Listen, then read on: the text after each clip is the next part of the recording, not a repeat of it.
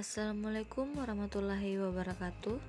Perkenalkan, nama saya Vivi Afrilia, Prodi Perpajakan Politeknik Bosowa. Pada kesempatan kali ini, saya akan membahas tentang patok duga atau benchmarking. Adapun agenda pembahasan yang akan saya bawakan yaitu pengertian patok duga, tujuan dan manfaat patok duga, asas patok duga, dasar pemikiran perlunya patok duga, evolusi konsep patok duga, jenis patok duga, pendekatan dalam melakukan patok duga, dan terakhir peranan manajemen dalam patok duga. Nah, sekarang kita akan membahas apa sih patok duga? Menurut Robert Kemp, patok duga adalah proses pengukuran yang kontinu menyangkut produk, jasa, dan praktik-praktik terhadap kompetitor terbaik. Adapun menurut IBM, patok duga merupakan suatu proses terus-menerus untuk menganalisis tata cara terbaik di dunia dengan maksud menciptakan dan mencapai sasaran dan tujuan dengan prestasi kelas dunia. Adapun tujuan dan manfaat dari patok duga. Tujuan utama dari patok duga yaitu menemukan kunci atau rahasia sukses dan kemudian mengadaptasikan dan memperbaikinya untuk diterapkan pada perusahaan yang melaksanakan patok duga tersebut. Manfaat dari patok duga ada 3, yaitu perubahan budaya. Perubahan budaya di sini yang dimaksud memungkinkan perusahaan menetapkan target kerja baru. Proses ini berperan besar dalam meyakinkan setiap orang dalam organisasi akan kredibilitas target yang ingin dicapai. Yang kedua, perbaikan kinerja. Patok duga memungkinkan perusahaan untuk mengetahui adanya gap-gap tertentu dalam kinerja dan untuk memilih proses yang akan diperbaiki. Yang ketiga, peningkatan sumber daya manusia. Patok duga memberikan dasar bagi pelatihan karyawan. Para karyawan mulai menyadari bahwa ada gap antara apa yang mereka kerjakan dan apa yang dikerjakan oleh karyawan di perusahaan yang terbaik di kelasnya. Adapun asas patok duga. Nah, dalam asas patok duga ada beberapa hal yang harus diperhatikan, yaitu patok duga merupakan kiat untuk mengetahui tentang bagaimana dan mengapa suatu perusahaan yang memimpin dalam suatu industri dapat melaksanakan tugas-tugasnya secara lebih baik dibandingkan yang lain. Yang kedua, fokus dari kegiatan patok duga diarahkan pada praktik terbaik dari perusahaan lainnya. Ruang lingkupnya meliputi produk, jasa, proses, kinerja organisasi, logistik, pemasaran, dan lain-lain.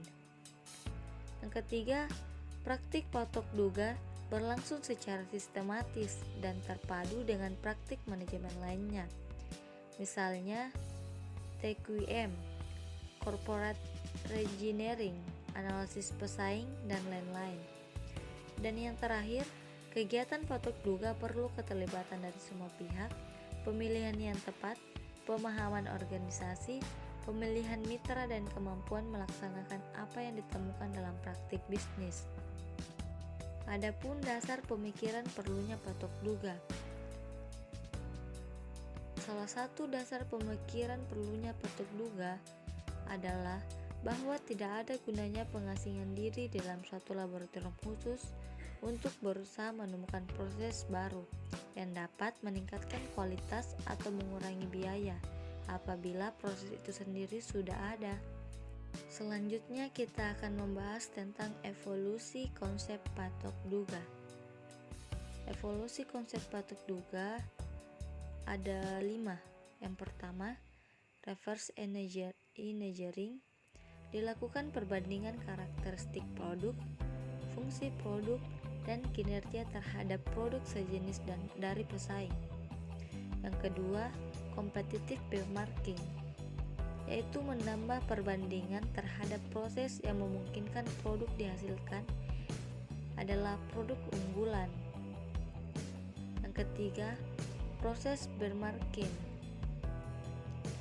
Dalam proses benchmarking, cukup harus mencakup lebih luas dengan anggapan dasar bahwa beberapa proses bisnis perusahaan terkemuka yang sukses memiliki kemiripan dengan perusahaan yang akan melakukan patok duga.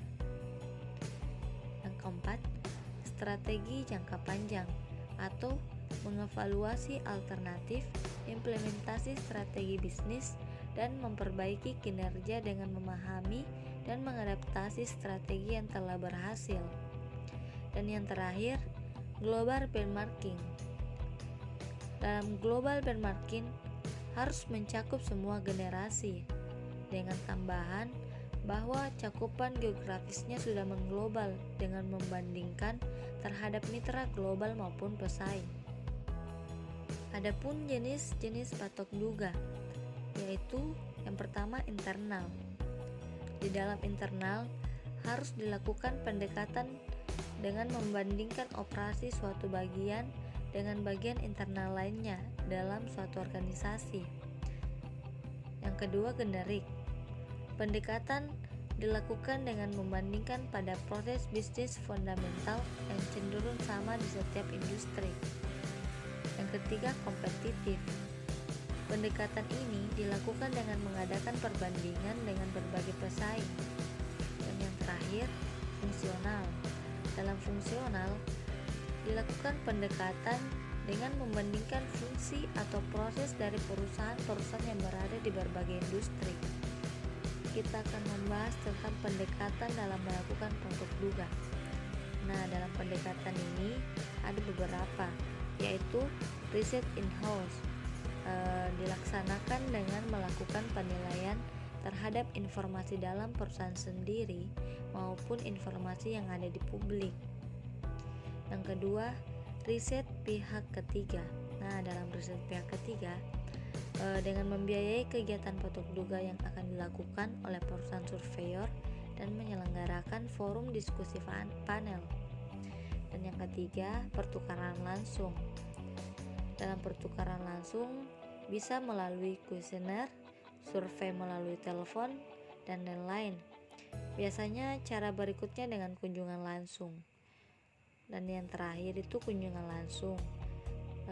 Kunjungan langsung itu dilakukan misalnya langsung mendatangi atau mengunjungi ke lokasi mitra patok duga dengan melakukan wawancara ataupun